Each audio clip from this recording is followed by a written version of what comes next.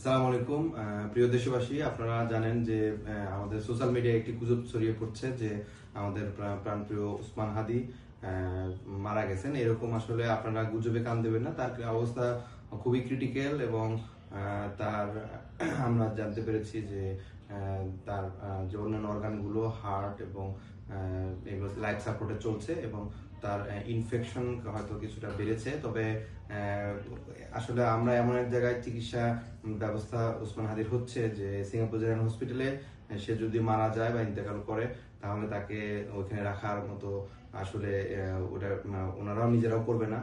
তো এটা বাংলাদেশের মতো কোনো পরিবেশ না যে জোর করে বিভিন্ন জনকে আইসিইউতে যেভাবে রাখে, এরকম কোনো সিচুয়েশন আসলে ওইখানে করার কোনো সুযোগ নেই।